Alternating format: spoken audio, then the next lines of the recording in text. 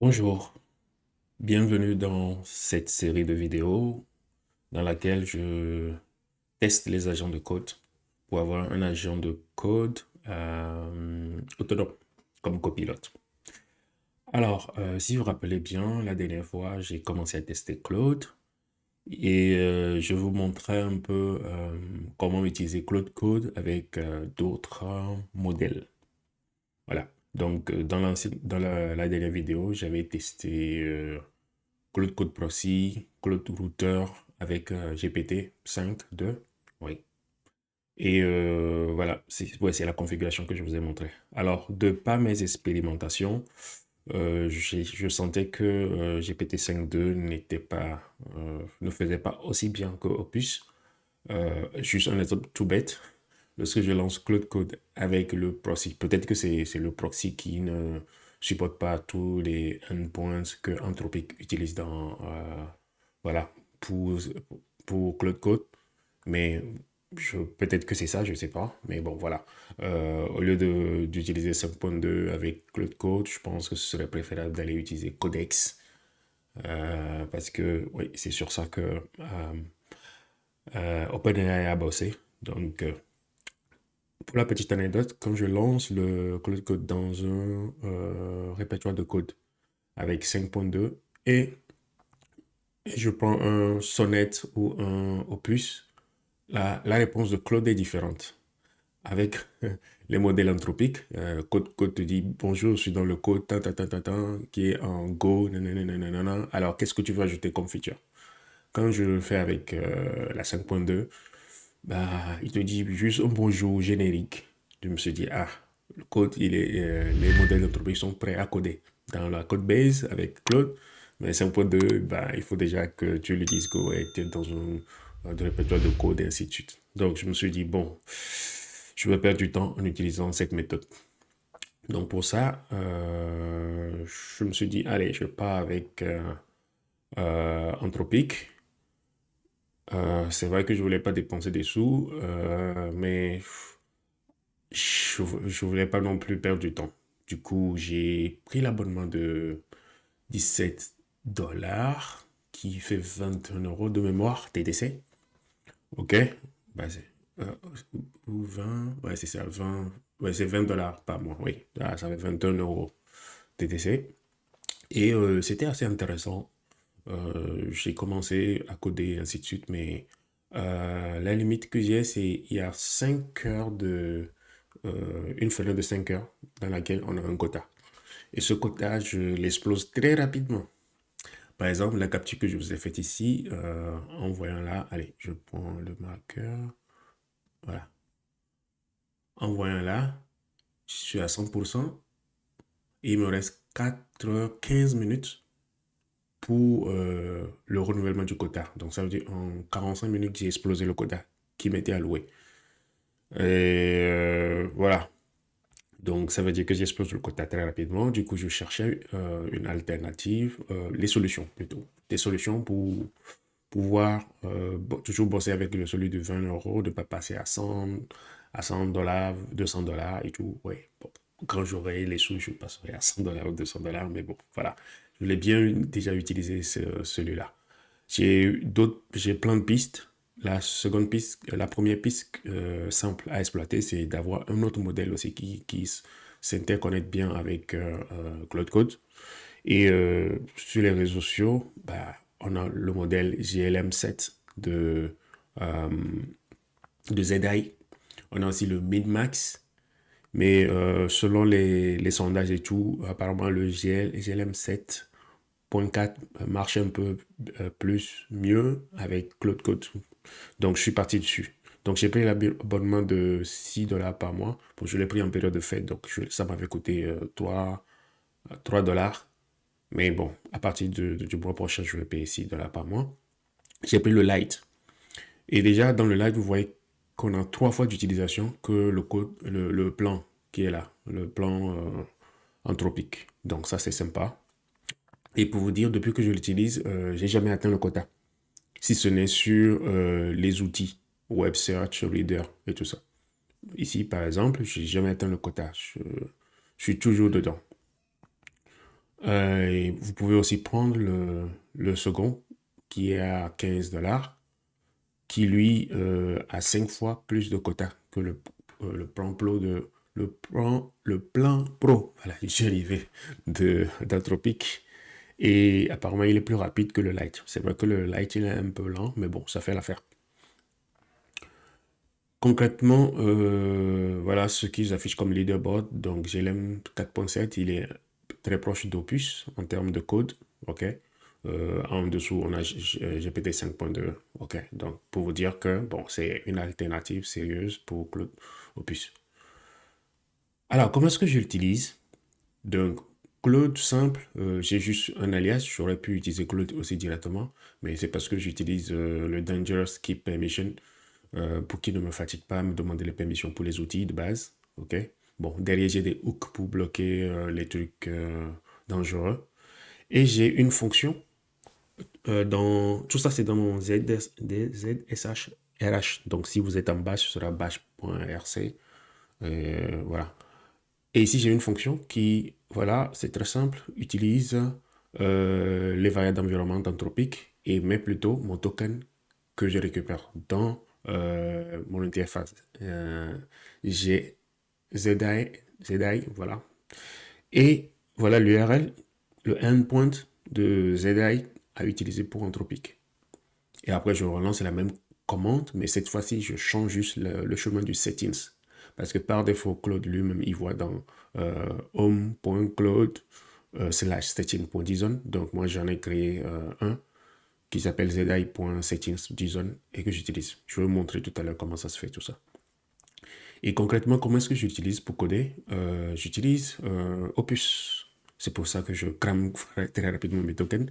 Comme lead tech architecte senior, je l'utilise avec le framework SpecKit qui me permet de faire les spécifications, le plan, planifier les tâches et créer les tâches. Je le fais avec Opus. Comme ça, c'est bien carré, c'est bien fait et tout ça. Du coup, comme c'est bien fait, je vous montre un peu, par exemple. Ça, par exemple, c'est une tâche. Vous voyez comme c'est bien décrit. Il y a même des bouts de code pour montrer un peu l'implémentation tout de suite. Du coup, les modèles, même s'ils sont pas top, même si le modèle n'est pas top, en lisant l'implémentation de la tâche, il doit pouvoir coder. C'est sur cette assumption que je suis parti. Du coup, je m'arrête là et maintenant je passe la main à GLM 4.7 de ZI comme dev senior pour me coder la feature. Donc j'utilise le Ralph. Je pense que vous en avez entendu parler si vous utilisez tout ce qui est vibe coding. Ralph, ça fait une boucle jusqu'à ce que la tâche soit faite. Comme ça, je m'assure que GLM fait les tâches et que les tâches soient bien faites. Et après, je pense à rajouter Gemini dans la team pour le design, le front, mais ce n'est pas encore fait. Donc, rapidement, je vais vous montrer comment ça se passe pour configurer. C'est très simple pour configurer ZI dans votre outil. Après avoir obtenu comment ça s'appelle, le token, OK, dans la documentation, il y a Claude Code qui est là. Lorsque vous venez dedans, vous avez la partie de configure environment variable. Dans cette partie, vous avez la partie automatique avec un helper, un outil qu'ils ont fait. Vous avez la partie manuelle qui permet de faire ça. Donc là, vous voyez, vous avez juste à mettre votre token, ça, le timeout. Maintenant, si vous ne voulez pas le faire manuellement, si vous êtes sur Mac, non. Si vous utilisez le helper, je vous conseille de sauvegarder votre configuration, votre settings, voilà, votre settings de base de Claude, vous le sauvegardez et vous lancez la commande. Il va vous montrer un prompt comme ça et il va vous configurer les choses. Il va récupérer, je pense qu'il va vous demander l'API key, quelque chose comme ça, et il configure le settings. Donc après, lorsque vous avez configuré, vous n'avez qu'à faire Claude et ça va utiliser l'API de ZDI. Mais bon, moi, comme je voulais utiliser les deux, vous voyez, donc après, ça va configurer les settings, je l'ai renommé et j'ai une commande Claude, mais qui pointe sur le settings que je veux utiliser.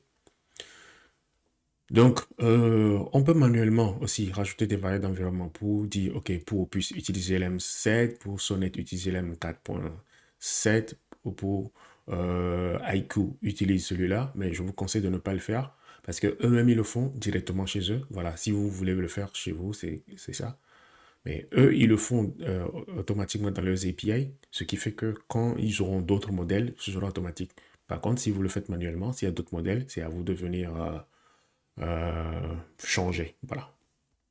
Donc, pour vous assurer que la commande est, votre cloud pointe bien sur ZDI, il suffit de, lorsque vous lancez, de faire /statut, vous verrez que vous aurez l'URL qui sera là et vous verrez des informations vous concernant un peu sur, voilà, dans le statut de cloud. Donc, vous savez qu'il tape sur les pièces ZDI. La dernière chose à faire, c'est de configurer leur MCP server. Ok, ces MCP serveurs vous permettent de faire du web search, web read, ils sont là. Donc c'est très simple à faire aussi. Moi j'ai configuré, ouais, la vision aussi, je pense comme ça vous pouvez passer des images euh, dans, voilà, à Cloud Code.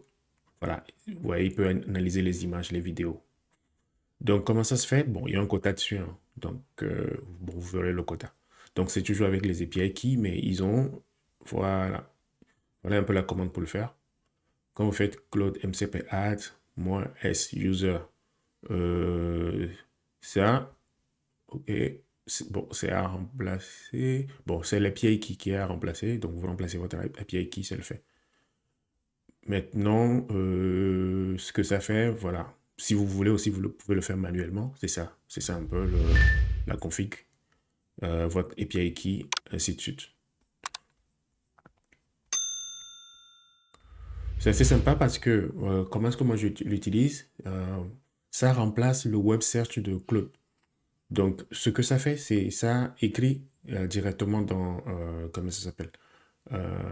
Claude.json, qui est la racine de votre home, voilà, votre répertoire de base. Du coup, quand j'utilise le Claude normal aussi, il utilise ce web search, ça me permet de diminuer le nombre de tokens qui est utilisé pour chercher sur le web. Donc ça utilise plutôt les tokens de ZDI. Donc le search aussi, il faut l'installer. Voilà le web search. L'autre c'est le vision. Donc c'est pareil, la commande est là, ok. Vous remplacez juste votre API key et c'est fait. Voilà, web reader aussi. Après avoir cherché, il faut lire le contenu. Donc voilà. C'est pareil aussi. Donc, c'est ces outils et cette configuration que je fais et avec l'alias et la fonction, j'arrive à switcher entre les deux. Voilà. Voilà comment j'utilise ZDI. J'ai d'autres pistes pour diminuer mon utilisation de tokens. Je suis en train de les tester. Je vous partagerai ça dans une autre vidéo. Et là, actuellement, on peut voir que je suis en train de... Voilà. Il y a ZDI qui est en train de bosser sur des tâches créées par Code, avec Claude Code, avec Opus, sur du SpecKit. Voilà, j'utilise plutôt SpecKitty, qui me permet d'avoir un dashboard assez sympa pour voir que les tâches sont implémentées. Actuellement, c'est celui-là qui est en cours. C'est manuel, donc c'est moi qui dois aller le tester pour voir si tout marche bien. Mais tout ça a été implémenté pendant que je suis en train de vous parler. Donc, les tests unitaires, vous voyez un peu ça, c'est voilà, c'est tout ce qui est créé dans une tâche par Opus. Et c'est assez détaillé pour que, bon, n'importe quel agent lise et puis code. Parce que les bouts de code aussi sont déjà là, ainsi de suite. Donc, je pense que c'est un bon workflow. Voilà ce que je voulais partager dans cette vidéo. Si vous voulez connaître la suite de cette aventure, abonnez-vous, souscrivez.